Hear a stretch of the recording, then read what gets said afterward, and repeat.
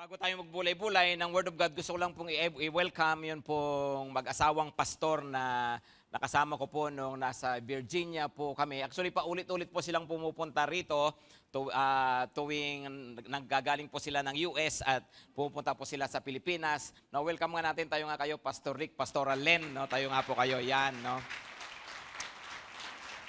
Yan, taga rito lang din po sila kasi sa Heroes, no? Kaya kapag umuwi po sila, ay nagpupunta po sila dito sa atin at nagmi-mission din po sila dito po sa Luzon at sa Mindanao. Salamat po sa inyo Pastor. No? At yun nga po, tayo ngayon ay nagdiriwang ng ating ika-69th anniversary, pag-isabi nga ng malakas, GTC at 69. No? Yan, no? Pakitago tong 69 ha, no? Kasi pag 96 na tayo, gagamitin pa natin yan. Sayang no? Anyway, mga kapatid, so ang pinakatalagang celebration po natin ay sa next Sunday at yun po ay 4 p.m. again doon po sa Theater sa Victory Mall. Okay? Sa mga hindi nakakaalam, in case may bago po rito, yun po ay sa 6th floor, yung theater natin po dati doon, yun po ay 4 p.m. Doon tayo mag-celebrate. Maliwanag po ba? At mamaya ay mayroon po tayong, again, special guest. No? Mayroon po tayong speaker, mamayang 3 saka 5:30. At ang gawin nga po natin, kung kayo po mayroong bisita, please lang po, hanggat maaari, sa 5:30 nyo na po sila dalhin. Kasi po medyo talaga pong problema ang space. Siksikan po talaga nitong mga nakaraang linggo pagdating po ng 3, hanggang taas, hanggang sa likod, hanggang dito po may mga nakaupo sa lapag. Siksikan po talaga yung 3. Kaya kung may bisita po kayo, maganda po dalhin nyo po ng 5:30. Okay? Bawal pong umulit, lalo na po sa 3. Okay? Kahit pa sabihin na kapag-service, gusto nyo pa mag-service mamaya, pag 3 po, bawal pong umulit. O kaya kahit 5:30, pag puno na, bawal na kayong umulit. Mag-backslide na lang po muna kayo. Balik na lang kayo sa susunod na Sunday. Okay po? Kasi ngayon napansin ko walang tao sa taas gaano, so malamang nag-aabang baka mamayang hapon na naman po sila pumunta. Although nung nakaraan, puno naman dyan, kaya lang ay mukhang punong-puno pa rin ito talaga. So pag nagsabay-sabay, please lang po 5:30. Anong oras po? 5:30, okay? So para wag na pong magka-problema yung mga ushers po natin. Sige po mga kapatid, ngayon nga po, palakpakan nga po natin uli yun pong ating mga young professionals sa pangunguna siyempre ni Pastor Darwin. Ang tawag nga po sa grupo po nila ay Katalista, okay? At ito nga po, pag sinabi pong Katalista, which I want us to talk about this morning, ay ang ibig pong sabihin po niyan, of course, galing sa salitang English na catalyst. At ano po bang ibig sabihin ng catalyst? Agent of change. Pakisabi po ng malakas, agent of change. Pag sinabi po ulit catalyst, ano po ang ibig sabihin? Agent of change. Yan, no? Pagbabago o yung kasangkapan para sa pagbabago. At kung napansin nga po ninyo, yun nga po yung ginagawa natin nito pong mga nakaraang mga linggo, fini-feature po natin yung iba-ibang mga malaking grupo ng mga ministries po natin. So noong nakaraan nga po ay fini-feature natin yung mga youth. Meron din po nag-testimony among our young people. Tapos po noong nakaraan, couples. At nag-testimony nga rin po yung couple po mga couples po natin. Of course, ngayon naman po yung isang young professional nga po natin, yan si Joma. Dahil nga sa pinipicture natin itong iba-ibang mga groups na ito. Ngayon, I just realized, na tama-tama nga pala, kasi nga po, ulitin ko lang, yung pong theme po natin ngayon, ito na po yung magiging tagline po natin. GTC, where lives change. Kung saan nagbabago ang buhay. Amen po ba? So I just realized, yung pinaka-tagline na po natin sa church, tamang-tama pala ang pangalan ng Young Pro group natin. Kasi po, katalista. Ang ibig nga pong sabihin ay agent of change. So bago pa man tayo nagkaroon ng ating tagline, ay andyan na po yung ating mga agents of change. At maganda, makita nga po natin kasi po yun talaga yung pangunahin na purpose po ng pagsasama-sama natin. Amen po ba? Of course, yung new breed mismo, yung new breed, it's also about change, right? So maganda rin po yan. Ano, gusto nyo pong daglagyan pa ng tagline, pwede rin changing courses every semester. No? Kasi para sa mga ano po yan, no, mga estudyante po natin. Yung yung partners in Christ, yung couples natin, hindi naman kailangan magpalit ng pangalan at lagyan ng chains, pero pwede rin naman, no, changing spouses. No, yun ang inyong tagline, changing spouses, one at a time. No? And then bakit masama bang mag-change ng asawa? Hello, masama ba? Ano bang ibig natin sabihin ng change? Hindi namang magpalit. Magbago tayo ng mga ugali. Amen? Hello, maliwanag ba mga kapatid? Okay, anyway, balik po tayo. We are talking about our young professionals at yun nga po yung mga katalista. So gusto ko lang pong tingnan po ninyo ang verses po na ito. Isa po sa talaga pong napakatalino at isa pong masasabi po nating napaka-professional pagdating po sa kanyang larangan. Ang pangalan po niya ay si Apostol Pablo. No? Si Pablo po ay pinangalanan ng Panginoon. Of course, ang una niyang pangalan, Saulo, tapos ngayon siya po ay naging si Pablo, no? Na nagpapakita nga po ng mayroong ginawang change ang Panginoon sa kanyang buhay. Alam niyo po, yung Saulo, ang ibig pong sabihin nun, desirable, no? Parang mayroon siyang something na maipagmamalaki sa kanyang sarili. Pero pag sinabi pong Pablo, alam niyo ba ibig sabihin nun, maliit, small, humble, no? Nagpapakita na mayroon talagang ginawang pagbabago ang Panginoon sa kanya. It's not about him anymore. It's now about Jesus. Amen?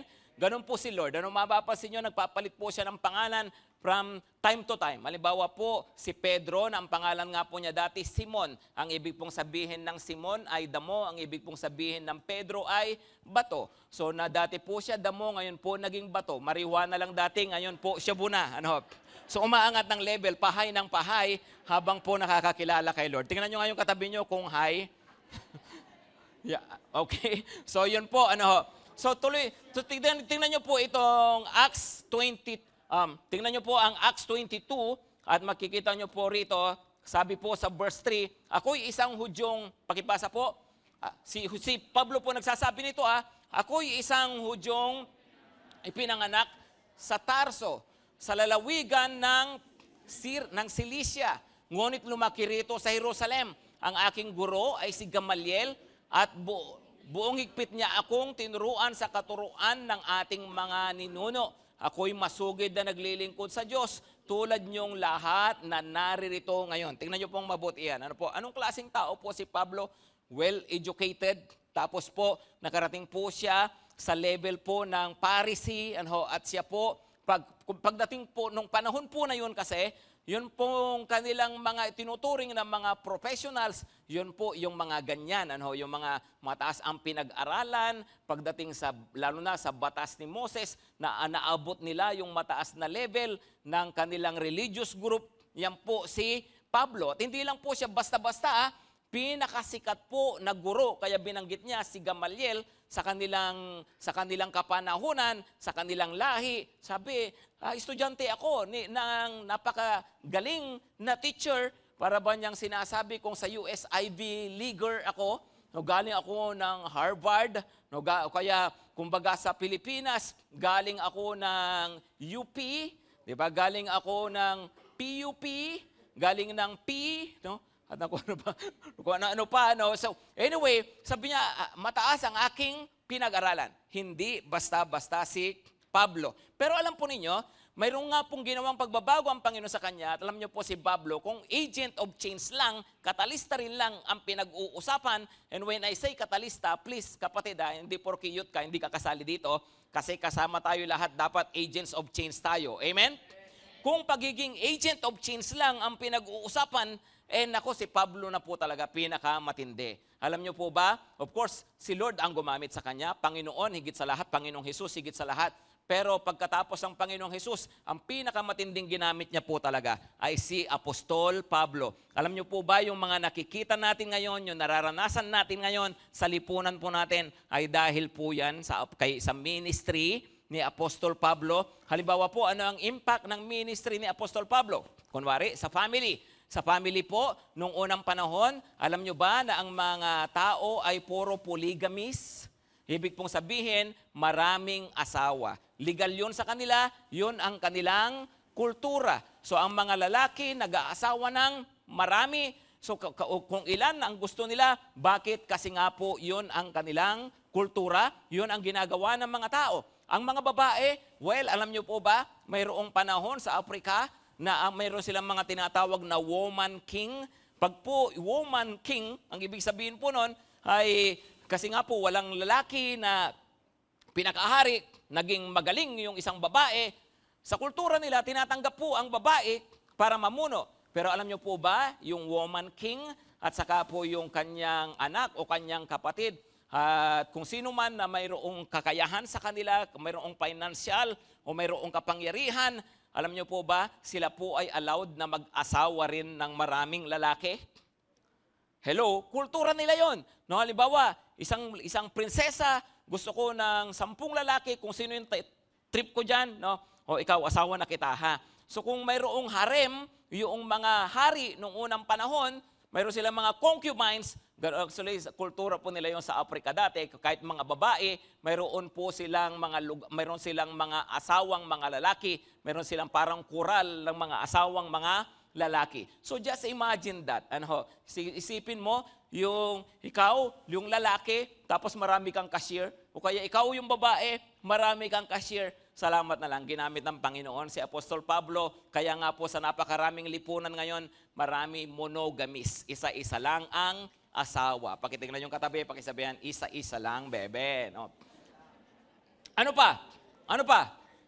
Pagdating po sa relihiyon, alam nyo po ba na napakalaki po ng impact? Ano po, dati po, siyempre pagano ang tawag kung sino-sino yung mga kinikilala at kung ano-ano mga practices.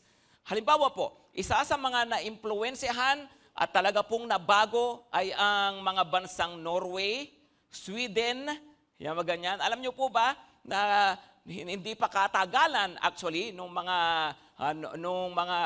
medieval period hanggang mga AD 1000 year 1000 maganyan AD 700 800. Alam nyo po ba na nung unang panahon actually ang mga yung Norway, yan kung saan andyan ang alam lang natin diyan Aurora Borealis, 'di ba?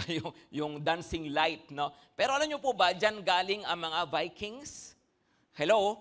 At alam niyo po ba yung mga Vikings na ang ginagawa po dahil sa kanilang pagsamba kay Odin, kina Thor, kala nyo hirong-hiro si Thor, no? Pero dahil sa kanilang pagsamba kay Odin, sila po ay pumapatay ng tao. Nag-human sacrifice. Common sa kanila yon, human sacrifice.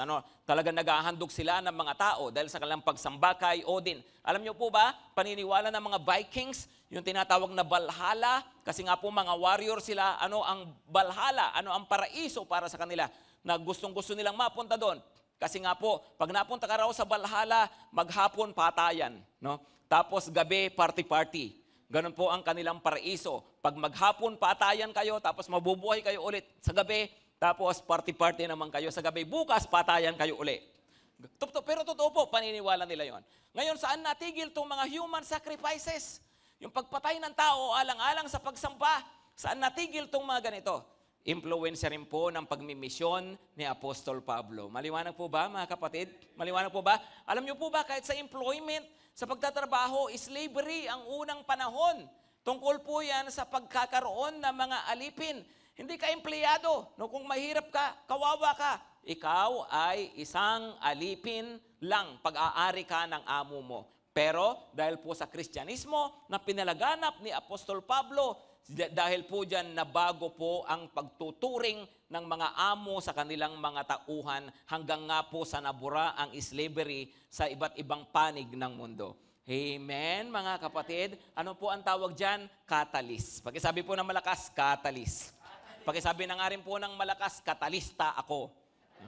Oy, by the way, mga kapatid, meron tayong mga gawain. Please naman, kapag kayo yung professional, kayo po yung business people, sama naman kayo sa mga gawain ng mga katalista, ha? Hindi po yung may sarili tayo yung ako kasi gusto ko cell group lang. Hindi po, maganda sama po tayo sa mga yan. Kung kayo po couples, please naman po, sama kayo sa gawain ng mga couples. Kung kayo bata, isip bata, huwag kayong sumali sa new breed. Pang bata, kabataan lang po talaga yon. Ano? So, yun po sama po tayo sa magawain po na to. Sige po, paano pong naging agent of change? Si Apostol Pablo, paano tayo magiging agent of change? Number 1, through our testimony.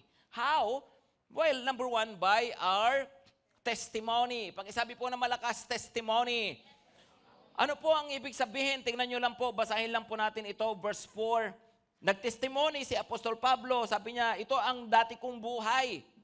Ano raw po? Inusig ko at pinapatay ang mga sumusunod sa daang ito. Ipinagapos ko sila at ipinabilanggo, maging lalaki o maging babae. Ituloy po natin. Makapag papatotoo tungkol dito, yung mga pinakapunong pari at ang buong kapulungan ng mga matatandang pinuno ng bayan. No? Even them can testify about this. Sabi niya, binigyan pa nga nila ako ng sulat para sa mga Hudyo sa Damasco, kaya pumunta ako ron upang dakpin ang mga kaanib ng dang ito, ang mga Kristiyano, at dalhin dito sa Jerusalem ng nakagapos upang parusahan. Yun ang ginawa ni Apostol Pablo. Ano ang misyon niya dati? Hulihin ang mga Kristiyano, ipakulong, no? At meron pa nga ipinapatay. Verse 6, kay basa ng malakas? Nang malapit na ako sa Damasco, magtatanghaling tapat noon, may biglang kumislap sa aking paligid na isang matinding liwanag mula sa langit. Bumagsak ako sa lupa at narinig ko ang isang tinig nagsalita sa akin, Saulo, Saulo, bakit mo ako inuusig? Ako'y sumagot, sino po kayo, Panginoon? Ako ang iyong pinag-uusig na si Jesus na taga Nazaret. Tapos, yun po, ano, tapos, sige, dyan na lang po muna tayo. Ano, sa ano raw po, sabi niya, ay, ako ang iyong pinag-uusig. Ano po ang testimony ni Apostol Pablo dito? Nag-testify siya kung ano ang dati niyang buhay, tapos pinakita niya kung paano niyang nakilala ang Panginoon. Amen? And of course, sa mga susunod, kung itutuloy nyo, kung ano na siya ngayon, kung ano ang naging takbo ng kanyang buhay. Yun pong mga pinapanood natin ngayon, purposely, talaga pong sinadya natin magkaroon ng mga ganyan, kasi nga po, where lives change tayo, at naniniwala ako dito sa GTC, napakarami talagang kwento ng mga binagong buhay. Amen? Hindi po yan kwento-kwento lang. Ano, totoo pong karanasan. Kaya nga po nag-feature tayo noong nakaraang couple, noong nakaraan ay youth. Ngayon naman po yung isa sa mga young pro po natin. Abangan po ninyo, no? At sana po kayo naman po ang ma-feature sa mga susunod. Amen? Papalabas po natin sa kapuso mo, Jessica Soho, no? Hindi po. hindi nga po, no? Kasi po alam ko ang daming mga testimonies po dito sa church. Sa dinami-dami natin po dito, hindi po tayo maubusan ng mga ma-feature. Amen? Amen. Palakpakan naman natin ang multimedia, no? Sa kanilang mga excellent work, no? Hindi po basta-basta po yan, matrabaho po yan, ano po, pero mabibilis at magagaling po talaga sila. Amen? So anyway, yan po, ano, ang daming mga testimonies. Pero pag sinabi pong testimony kasi, mga kapatid, yun nga po kung anong nangyari sa'yo, anong ginawa sa'yo ng Panginoon, at kung ano po na tayo ngayon na hindi lang dapat nakikita, hindi lang dapat sa sinasabi, kundi kung ano po ba talaga tayo pagdating sa pakikitungo sa mga tao. Amen? Kaya nga po, isa sa mga bagay na binabantayan nga po natin, lalo na po kung tayo rito sa church, kasama tayo sa ministry ng church, tayo po pang front ng church, please naman po, siguraduhin natin maayos ang ating testimony. Amen? Imagine, usher ka dyan, tapos yung pala, may kaaway kang kapitbahay, tapos na-invite yung kapitbahay mo, tapos ikaw sumalubong, kaaway mo pala, ikaw pa yung usher. Naku, baka hindi na pumasok yon. So please, wag makipag-away. Di ba? Maging maayos ang ating relasyon sa ating kapwa. Amen? Amen? Imagine, tumayo ka rito sa stage, kanta-kanta ka, hawak mo microphone, tapos paglabas mo rito sa ibang araw, hawak mo pala bote ng beer. Kaya pala kung makahawak ka ng microphone, nakaganon. Yung pala ini-imagine mo, tumutungga ka, no, habang ikaw ay kumakanta rito, no? Hello kapatid. 'Di ba? Hindi nga po, importante ang ating mga testimonies. Amen? Importante yung nakikita ng mga tao sa atin. Praise the Lord ka dyan, kanta. Tapos pagdating sa labas, mura tayo ng mura. 'Di ba? Ako, ang pangit na testimony, hindi magandang tignan. Amen? Tandaan po ninyo, bilang mga Kristiyano, dala-dala po natin ang pangalan ng Panginoong Hesus. Dala-dala natin ang pangalan ng church. So kung ano po yung nakikita sa atin, na-associate po yun sa church. Kaya nga po minsan, di ba nakakarinig tayo, Christian ka pa naman? Di ba? Yan ba natututunan mo sa church nyo? No? Yan ba tinuturo ng pastor mo? No? Tinan mo, nandamay ka pa. Diba, pati ako, nananahimik ako. Bakit? Kasi nga po, ang problema, yung testimony natin. So how's your testimony at home? Pagdating sa bahay, sa mga mahal sa buhay, mayroon ba silang nakikita na pagbabago sa atin? Ba't po ba malakas ang loob ko na magsabi ng mga ganito? Kasi naniniwala ako, kung totoong nasa iyo si Kristo, binabago ka ng Panginoon. Mayroon ng binago si Lord at patuloy kang babaguhin ng Panginoon. So hindi ako nanghihingi sa inyo ng isang bagay na hindi nyo kaya. Kaya nyo kasi nasa inyo si Kristo. Amen? Iba po tayo. Dapat ibahin po natin ang pagtingin natin sa ating sarili kasi hindi tayo ordinaryong grupo lang. Hindi tayo nanre-relihiyon lang. Meron po tayong relasyon kay Lord. Sino mang nakipag-isa kay Kristo ay isa ng bagong nilalang. Amen? So kung totoong nasa akin si Lord, dapat naniniwala rin ako at ako ay talagang nagbabago, humihingi ng tulong sa Panginoon para sa aking pagbabago. So tayo po kasi mga tumanggap sa Panginoong Hesus na nasa atin na po si Lord. Amen? Minsan naisip natin parang unfair eh. Ba't ganun, pastor? No? Ba't ganun yung mga tao? Bakit pag ikaw Christian, sasabihin nila Christian ka pa naman? Pag nakagawa ng kalukuhan, ng kamalian ng isang Christian o born again ka pa naman. Christian ka pa naman. Diba? Pero pag yung ibang relihiyon, ba't din nila pag may nakitang lasing na Katoliko, Katoliko ka pa naman. May sinasabihan bang ganon? Hindi naman eh, tama? Tama? Pag nang babae, Katoliko ka pa naman, nang babaero ka. Diba? Walang ganon, no? Pero pag Christian, kala ko ba Christian ka? Di ba? Well, parang unfair, pero that's just proper. Tama lang po yun. Bakit? Kasi of all people, na alam natin hindi lang naman tayo ipinanganak sa isang relihiyon, hindi lang naman tayo nagpamiyembro sa isang relihiyon, hindi naman tayo nagsisimba lang, kundi tinanggap natin si Jesus sa puso natin, sa buhay natin, totoong may relasyon tayo sa Panginoon, dapat talagang hanapan ka ng pagbabago. Amen? Dapat tayo mismo sa sarili natin, naghahanap tayo ng pagbabago. Dapat tayo mismo, nakikita natin sa sarili, oo nga, nagbabago talaga tayo. Amen? Pabira dito, sasayaw-sayaw ka. Yung nananana mo dito, pagdating sa labas, puro sayaw mo, apata-pati. Ganun ka lang, puro ganun-ganun ka lang. No? Apata. Puro yun lang ang alam mo. No? I mean, hindi naman siguro masama. Ano ba ibig sabihin ng apata? Wala naman masama sa pata. No? Pero, ano ba ibig sabihin ng apata-pati? Apartment? Okay. Akala ko kanta niya eh. Kanta sa eleksyon eh. Apat dapat. Sino ba yung apat dapat? Hindi nyo alam yung apat yung senador niya. Okay. Anyway, baka sabihin nangangampanya pa ako. Pero hindi nga, di ba? Alam niyo mga kapatid, ayusin natin yung buhay natin, yung testimony natin. Amen? Actually, hindi lang natin testimony sa labas, testimony natin sa isa't isa. Sabi ng Panginoon, huwag kang maging dahilan ng pagkakasala ng iyong kapatid. Amen? Sabi niya, huwag kang maging katitisuran. Do not be a stumbling block. Ano ba ang ibig sabihin ng katitisuran? Well, paliwanag ko po muna to ha. Kasi po akala natin, pag sinabing katitisuran, nakaka-offend. Nakaka-offend siya, natisod ako. No? Hindi po, ang ibig sabihin ng tisod, ibig sabihin naging dahilan ng pagbagsak. Pag stumbling block, ibig sabihin causing someone to fall. Causing someone to fall. Halimbawa, ito po, stumbling block, natisod ako, bumagsak ako. Pero yung dahil andyan ka lang, tinignan lang kita, natisod ako sa'yo, pangit ng ugali mo. No? Hindi pa ako natisod nun. Kasi hindi naman, na-open lang naman ako sa'yo. Ayoko ko lang naman ikaw eh. Pero yung dahil sa buhay mo, na-encourage na rin akong magkasala, naging dahilan ka ng pagbagsak ko sa kasalanan. Maliwanag? Hello, maliwanag po ba? Kaya tayo, dapat din yung halimbawa natin sa isa't isa, ang cell leader, yung halimbawa niya sa kanyang mga member, dapat maayos. Amen? Kami na mga pastor, dapat binabantayan namin ang aming buhay, kung paano kaming kumikilos, kung paano kami nabubuhay, at hindi po plastikan, totoong buhay, ito po kami. At wala kaming itinatago. Amen? Mga kapatid, dapat maging maganda po ang ating mga testimony. Kaya po yung mga involved dito sa ministry natin, sinasabihan ko, ayusin natin ang ating mga testimony. Ayusin natin ang ating buhay. Pambihirap, halimbawa, dito, ang galing-galing mo pagdating mag-lead ng worship.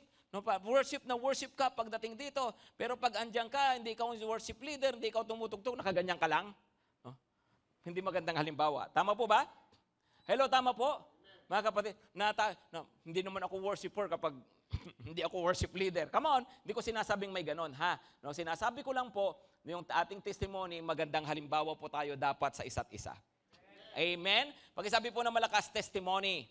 Sabi ng Panginoon, Matthew 5 verse 16, pagliwanagin niyo ang inyong ilaw sa harapan ng maraming tao upang makita nila ang inyong mabubuting gawa at luwalhatiin ang inyong Ama sa langit. Ano raw po? Sabi niya, sige, basahin niyo po yan. Let your light shine before others so that they may see your good works and give glory to your Father who is in heaven. Ang testimony po, ayan, nagbibigay luwalhati sa Panginoon kasi nagliliwanag ang ating buhay. Paano nagliliwanag? Dahil po sa magagandang bagay na nakikita po sa atin. Alam niyo po, kaya nga po yung testimony ng binagong buhay, napakaganda po talaga niyan. Amen? Dati palamura ka, 'di ba? Ngayon ay ibang-iba ka na, 'di ba? Hindi ka na ay iba na yung tabas ng dila mo, 'di ba? Dati ang yabang-yabang mo, 'di ba? Ngayon ay nakita nila, "Oo nga, iba na 'to no?" Alam niyo po yung maganyan testimony po 'yan. Kasi alam ng mga tao sa kanilang sarili, sila mismo hindi nila kayang baguhin ang kanilang sarili. Ikaw na nagbago, ibig sabihin tinutulungan ka ng Diyos. Sumasayo ang Panginoon. Amen? Amen? So, ipanalangin natin yan, Lord, tulungan nyo kami maging testimony. Maging magandang testimony ang buhay naming mag-asawa, ang buhay ko na personal. Lord, tulungan mo kami na maging magandang testimony, mag-glorify ka. At kapag nag-glorify si Lord, yun nga po, ang mga tao napapalapit po sa Kanya. Amen? Upang ang mga tao mapalapit palalo sa Panginoon. Ano pa sabi ng Panginoon? By this people will know that you are my disciples when you love one another. Isa pang magandang testimony, yung tayo po na magkakapatid, tayo po ay nag-uunawaan, nagmamahalan talaga sa isa't isa. Amen? Hindi po yung asar tayo sa isa't isa. Tama? When you love one another, people will know that you are my disciples. Pag mahal nyo ang isa't isa, makikita ng mga tao, talagang kayo ay akin. Ako ay sa inyo. Kayo talagang mga disipulo ko. Testimony po iyan. Amen? Baka mamaya nag-uusap tayo ng mga hindi magaganda tungkol sa kapintasan ng ating kapatid, tapos nakakarinig na unbeliever. Di ba kayo may pagsakay nyo ng jeep, usap-usap kayo, narinig mo siya, nakita mo si ganito. Tapos narinig ng driver, tapos yung driver nag-i-eavesdrop, no? Nakikinig, tapos di ba? Dapat niisip po natin, ano ang effect nito sa mga taong nakakarinig? Ano ang effect sa mga... hindi ko po sinasabi ulit na hindi tayo magpakatotoo, pero ang ibig ko nga pong sabihin, nanggagaling po kasi yan sa tamang puso sa isa't isa. That we love one another. Amen? Pakitingnan po yung katabi, pakisabihin, sige na nga, love kita. I know, we love each other naman. Amen? No? Pero kailangan po, ano pa talaga, palakihin pa natin po yan, magpatawaran po tayo, magkaunawaan pa po tayo lalo. Okay? Pakisabi po na malakas, testimony. Pangalawa po ay, babasahin po natin, lundag lang po tayo tingnan na lang po natin yung verse 12. Verse 12. Nabulag si Pablo dahil nasilaw, dinala siya sa loob ng Damasco kung saan po aarestuhin niya sana yung mga Kristiyano. Pero ang nangyari, dahil nagpakita sa kanya si Lord po doon, hindi na po niya nagawa yung kanyang misyon, nagbago na po yung kanyang puso. Tapos habang bulag siya, pumunta sa kanyang isa pang tao, si Ananias. Okay, sabi rito, nang malapit na ako, sa verse 12, doon ay nakatira si Ananias. Siya ay tapat na sumusunod sa kautusan at ginagalang ng mga Hudyong naninirahan doon. Iba po itong Ananias na to sa tinuro ko last Sunday. Sa hapon, kung andun po kayo ng hapon.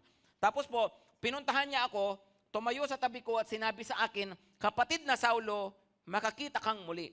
Noon di, nakakita akong muli at tumingin ako sa kanya. Part pa rin niya ng kanyang testimony. Ano po? Verse 14, at sinabi niya sa akin, pinili ka ng Diyos ng ating mga ninuno upang malaman mo ang kanyang kalooban, makita ang kanyang matuwid na lingkod at marinig ang kanyang tinig. Sige po, pakibasa verse 6.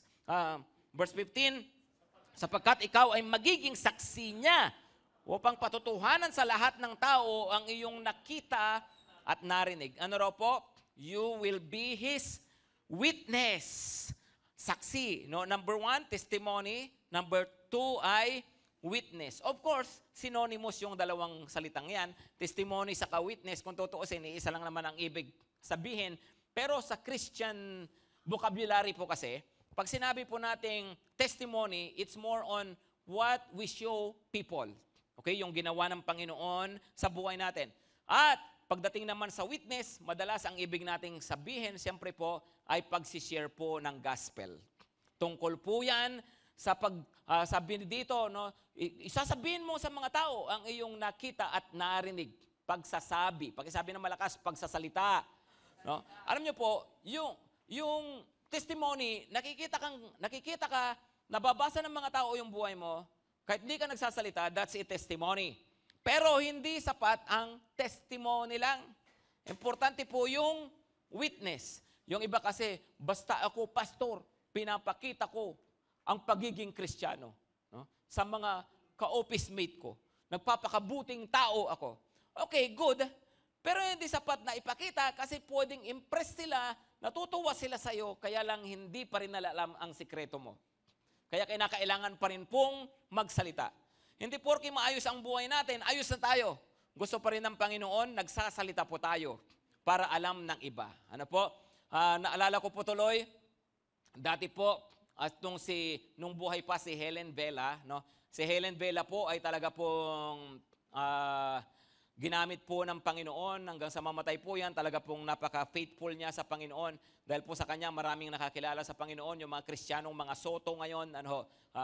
Dahil nga po yan kina Vela, kay Helen Vela. Tapos po, mayroong time na siya po ay inaayos ni, nawala sa isip ko, hindi si Ricky Reyes. Sino po yung isa? Fanny Serrano. Si Fanny Serrano, inaayos po siya. Tapos sabi po ni Fanny Serrano, napansin yung kanyang mata. Alam mo, ang ganda-ganda ng mata mo. Parang saya, parang basta, iba yung mata mo, sabi niya. Di ba po sabi nila, yung mata nga po, bintana ng ating kaluluwa. Sabi raw ni Fanny Serrano, ang ganda ng mata mo. Alam mo, gagawin ko lahat, magkaroon lang ng ganyang mata. Sabi raw ni Fanny, no? Ibig niya sabihin, magkaroon lang ako ng siguro masayang buhay talaga, maayos, mapayapang buhay. Ibibigay ko lahat, magkaroon lang ako ng ganyang kagandang mata. Dahil po dyan, nag-share po si Helen Vela ng gospel. Nag-witness si Helen Vela kay Fanny Serrano. No? At hanggang nga po si Fanny Serrano, nakakilala nga po sa Panginoon. No? Yung nga po, of course, maaring yung style niya as an stylist, maaring ganun pa rin po siya, pero siya raw po kumilala po sa Panginoon. Ang tawag po doon, mga kapatid, witness. Amen? Natutuwa sila sa iyo kasi nagbabago ka, tapos ano yung ka, huy, alam mo, laki ng pinagbago mo. Ano nangyari sa iyo, no? Secret. So, secret ka pa dyan, no? Pwede ka namang mag-witness. Pag sabi ng malakas, witness. No? Pwede naman tayong magpakita, magsabi sa mga tao kung ano ang ginawa ni Kristo sa buhay natin. Okay? Dito po sa church po natin ay praise God. Ang dami pong mga nagwi-witness sa mga estudyante, sa mga campus, pupunta sa classroom, kahit yung mga nanay natin, nagsishare sila ng gospel sa mga estudyante. Of course, mayroon din time yung mga katalista po natin. Mayroon din po akong nadalaw na isang ministry po natin, that is dyan sa may City Hall, yung accounting department, sina Pastor Darwin, at yung iba pong mga young pro po natin dito. No, I hope there are more katalista. I am yet to see many companies being open for the gospel. No? I am yet to see sana yung mga tao pa, marami pang mga kumpanya kung saan kayo nag-work, marami pang nakakakilala sa Panginoon. Amen? Hello, pwede po ba yun, mga kapatid? Magamit pa tayo ng Panginoon. Na, mission ko to, witness ako dito. Dito ako nilagay ni Lord. Una, ayusin ko testimony ko, pero dapat witness din ako sa mga kasamahan ko sa trabaho. Amen po ba? Una, ayusin ang testimony, mga kapatid, ha? No, na talagang maging mabuting halimbawa po tayo, no? Tayo po yung honest na mga maaayos na mga kasamahan sa trabaho, tapos paggamit po tayo sa Panginoon for them to hear the gospel. Pero please, don't be too hard on yourself din. No? Baka sabihin, ay ano pa ako, pastor, hindi pa maganda. Hindi, akala mo lang yon. No? Alam mo, magagamit ka rin ng Panginoon. Kahit pa sa tingin mo, hindi pa ako gaano nagbago. Don't be too hard on yourself. No? Importante, nakikita, unti-unti may nababago sa atin. Pwede na tayong maging witness. Anytime, pwede na tayong maging mga witness. Maliwanag po ba? Hello, maliwanag po? I pray for more companies no, na mga talagang maabot natin. Ang government, ang entertainment, kung ano pa, maabot po natin. By the way, yung speaker po natin mamaya, si Pastor Franklin, kaya po siya kinuha ko kasi nga po, siya po ay nasa marketplace. Siya po ay nasa entertainment industry. Siya nga po, kilala po yan pagdating sa mga sikat na mga musician sa buong Pilipinas. Drummer po yan ni Gary V, ni Barbie, kung sino-sino pa. So, ano po talaga siya, yun po yung si Catherine Bernardo, ang alam ko doon sa kanila nag-church po ngayon. So, anyway, yun po yung, ito po kaya gusto ko rin po yung marinig po natin siya. At sabi ko nga, tatay po siya ng isa sa mga sumisikat na singer, yun pong si Sealed, na dati nga pong Forbes page. Okay, so anyway, bakit po kasi talaga po may mga nire-raise up si Lord. Amen? Si Gary V, ni-raise up ng Lord, sa kanya pong kung sumikat siya ngayon, ginagawa po siyang witness ng Panginoon. Amen? At iba pang mga tao. So kung asang industry man po tayo, no, tingnan nyo nga po yung katabi nyo kung saang industry. No? Mukhang call center to. Laki ng ibag eh. Di ba? Ganun ba? No? Mukhang accountant to. No? Kwenta ng kwenta eh. No? May hawak na calculator. No? Hello? Tingnan nyo yung katabi nyo kung mukhang showbiz. Karamihan sa GTC kasi mukhang pang showbiz eh. No? Anyway, kung anong industry man po tayo, paggamit po tayo sa Panginoon. Amen? Mga kapatid, pakisabi nga ng malakas, be a witness. No? Share the gospel, share Christ, speak about Christ. Ang ginawa ni Lord na siya namatay sa krus, siya po muling nabuhay para patawarin tayo sa ating mga kasalanan at tayo po magkaroon ng bagong buhay at buhay na walang hanggan. Be a witness. Pakisabi po ng malakas, witness.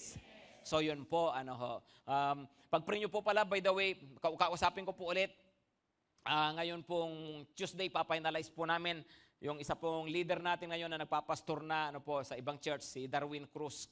At ngayon po, nasa isang malaki-laking kumpanya po siya, na kung saan parang siya po yung parang, hindi naman ginagamit yung salitang yun, pero parang chaplain. At ngayon nga po, pag-uusapan namin kung paano tayo mag-i-involve po dun sa mga company na hawak nila. No, so yun po, yung Nonos, chain of restaurant po yan. Yun po, sa kanila po yun, Coffee Bean and Tea Leaf. No? Sa kanila rin po yung mga yun. No? So, sama ko po si Pastor Darwin po dyan. Anyway, ang dami pong bukas na pintuan, mga kapatid. No? Tayo lang po talaga, kailangan lang nating willing magpagamit sa Panginoon. Amen? Witness. Last na po. Sige po, palakpakan natin si Lord. Last na, verse 16. Verse 16, ano po sabi? At ngayon, ano pa ang hinihintay mo? Tumayo ka na, magpabautismo, at tumawag ka sa kanyang pangalan upang mapatawad ka sa iyong mga kasalanan. Number 3, conversion. No, by conversion. Ano po yung number 1? Testimony. Number 2, witness. Number 3, conversion. Pero actually, number 3 yan, pero actually, yan muna ang unang-unang dapat mangyari. No, kaya nga sabi sa kanya, bago mangyari lahat ng yan, sabi niya, ano pa inaantay mo? Ito muna gawin mo. Tumayo ka na dyan. Di ba? At ikaw ay magpabautismo, tumawag ka sa Panginoon. Ikaw ay lumapit na talaga sa Panginoon. Ano ang ibig sabihin po noon? Pag sinabi pong magpabautismo, that's a sign of conversion. Pag sabi ng malakas, conversion. Ibig sabihin, na ang tao kasi na nagpabautismo, ibig pong sabihin yan, siya po ay namatay na sa lumang buhay at ngayon nabubuhay na siya ng bago. Di ba nga po, kaya pag nagpapabaptize po tayo, nilulubog sa tubig. Hello? Di ba? Sino po nabaptize sa rito? Nilulubog po sa tubig, mga 5 minutes. Tapos aahon, pag buhay pa, born again na. No, yan, no? So, in the name of the Father, the Son, the Holy Spirit. No? Amen. No? So, anyway, bakit ganon? Simbolo nga po na ang tao nga po inililibing sa lumang pagkatao at ngayon nga po ay mayroon na siyang bagong buhay. Pero siyempre, ang bautismo po niyan, kaya nga sabi, tumawag ka sa Panginoon. Ang ibig sabihin, kaya ka lang binautismo kasi ikaw mismo may pananampalataya na kay Jesus. Tumawag ka na kay Jesus. Ang pinakanauna ay nung tanggapin mo si Jesus sa buhay mo at nung ikaw ay tumalikod sa iyong mga kasalanan. Kasi nga po ang bautismo simbolo ng pagtalikod sa kasalanan. Amen? Lumang buhay, bagong buhay. Simbolo ng repentance. Pakisabi po ng malakas, repentance. Kasi nga po, iniwan na yung lumang buhay, ngayon po may bago ng buhay, lumalakad na para sa Panginoon. Yun po yung conversion, mga kapatid. Conversion, unang-una, siyempre, conversion from sin. Conversion from sin. Dati, nabubuhay ko ayon sa gusto ko, ako nasusunod sa sarili ko, maring wala ka namang matitinding ginagawang masama, pero hanggat hindi si Lord nasusunod sa buhay mo, nabubuhay ka sa kasalanan. So, ang conversion from sin, ibig pong sabihin nun, tinalikuran ko na ang kasalanan, ngayon binabago ako ng Panginoon. Maaring tingin mo, nagkakamali ka pa rin, may time nagkakasala ka, pero maniwala ka, patuloy kang babaguhin ni Lord. Amen? Kasi mayroon ng conversion. Mayroon ng turn around. May binago na si Lord. Okay? Tapos ano pa? Of course, conversion from error. Hindi lang sa sin. No, kundi si Pablo, mali dati ang paniniwala niya, mali ang pagtingin niya sa Panginoon, siya ay napakasigasig pagdating sa kinagisnan niyang reliyon, yung Judaismo. Pero ngayon, sabi niya, i-commit ko na talaga buhay ko kay Lord. No, kay Lord na talaga ako. Yun po ang ibig sabihin din po ng conversion. Maliwanag po ba? Ano pa? Yun pong dati, ito yung pursuit ko, ito yung inaabot ko sa buhay, ito yung gusto kong gawin. No, bilang pariseo, o ngayon, maglilingkod na ako kay Kristo. Mayroon na akong bagong misyon sa buhay. Ang tawag po mga kapatid na ganyan ay mga conversion. Pag ang tao po totoong na-convert, ibig sabihin, totoong siya ay lumapit sa Panginoong Hesus na sinisimbolo ng kanyang pagpapabautismo, ibig sabihin, mababago po ang buhay niyan, mababago ugali, mababago po yung kanyang mga misyon sa buhay, mababago yung kanyang mga pananaw, mababago yung kanyang paniniwala. Lahat po ng yon magiging base na sa salita ng Diyos. Yun po ang conversion. Amen? Kasi pwedeng, okay, andito tayo, pero wala pa talaga ang conversion. Bakit? Yung buhay natin, ganun pa rin sa dati. Yung paniniwala natin, ganun pa rin. Diba? Yung ating mga misyon sa buhay, basta magkakapera, ganun lang, basta trabaho. Kapatid, kailangan po ng conversion. Amen? Sige po, ano po ulit yung tatlo? Testimony. Pakisabi sa katabi, ayusin mo buhay mo. Ayusin mo testimony mo. Pangalawa, ano po? Witness, no? Pag sabi, magsalita ka naman, no? Kwento mo naman si Jesus. Amen? Tapos, ano pa pangatlo? Conversion. Pagdating ng katabi, magbago ka na, no? Tingnan mo sa kanya, pinapanood kita, no? Tayo na po tayong lahat. Sige po, tayo na tayong lahat. Pag-isabi ng malakas, katalista ako. Agent of change. Amen? Alam niyo po si Apostol Pablo, no? At talaga pong, di ba nga po, sabi ko naman, nung isang linggo, galing nga po kami sa Greece, kung saan nga po magtatayo tayo ng Greece Testament Church. Ano? Pero I was really so blessed, no? Kasi parang mas naging real, hindi na siya kwento, hindi na parang nabasa lang. Alam ko, totoo siya. Pero iba pag andun ka yung nakita mo yung kung saan siya nanggaling, maginawa po niya, no? At hanga po talaga ako, no? Kung paano po siyang ginamit po ng Panginoon, no? Kasi nga po, nabuhay siya magmula nung kumilala siya kay Lord, kay Jesus, nabuhay na talaga siya para sa Panginoon, no? Akala ko nga, napakahaba siguro ang buhay ni Pablo, ang dami nagawa, no? Tapos, nung tinatanong ko nga po doon sa guide namin, na maalam naman, tapos, sinabi niya, kasi ganitong year nagpunta, tapos ganitong year nakulong, ganitong year namatay. Alam niyo ba si Pablo, 60? Kala ko mahaba pang buhay. Tapos 60 lang, nasa 60 lang pala nung namatay. Pero grabe, short life. Ay grabe yung mga nagawa para sa Panginoon, no? Yung kilalang mundo, nung unang panahon, napuntahan niya lahat, no? Imagine mula sa Israel, nagbabarko lang po yun, punta po siya sa Greece, no, sa Europe, tapos punta po siya sa may Turkey, sa Ephesus nga po yun, sa iba-iba pa mga lugar. Grabe to. Bakit? Kasi po, nung makilala niya si Lord, nabuhay na talaga siya para sa Panginoon. Amen? Nagbago ang puso kaya naging agent of change. No, naging katalista. Nawa, mga kapatid, makita rin natin ang ating buhay na talagang pinakamahalaga, pinakapangunahing purpose natin is to live for the Lord. Mabuhay talaga para kay Kristo. Kasi siya naman po talaga yung pinakamahalaga rin na nangyari sa buhay natin. Amen? At si Jesus lang naman talaga ang tataglayin natin sa pangwalang hanggan. Lahat ng ginawa mo para kay Lord, lahat ng nangyari sa buhay mo na para sa Panginoon, lahat po ng yan, mananatili pangwalang hanggan. So you better live for Jesus. Mabuhay po tayo para sa Panginoon. Amen po ba? Amen. Kung nabubuhay ako kay Lord at para sa Panginoon, natural na lang po talaga yan. Ano po? Bakit ba ako conscious sa sarili ko, sa nakikita sa akin ng tao? Kasi nabubuhay ako para kay Lord Kung nabubuhay lang ako para sa sarili ko, pag galit ako, magpo-post din ako ng kung ano-ano, di ba? Kung nabubuhay lang ako para sa sarili ko, kung anong trip kong gagawin ko. Di ba? Kung mayroong pagkakataon na magkasala ako, no? Kasi nabubuhay lang naman ako para sa sarili ko Diba? Pero, dahil nabubuhay ako para sa Panginoon, conscious ako para kay Jesus, no? At gusto ko pong ang buhay ko magamit po ng Panginoon at magbigay ng glory. Kaya nga po, mga kapatid, let's live for the Lord. Huwag tayong mabuhay lang para sa sarili natin. Let's live for Jesus. Sabihin nyo nga po, Jesus, my life is yours. I am yours. Manalangin po tayo. Panginoon, narito nga po kami.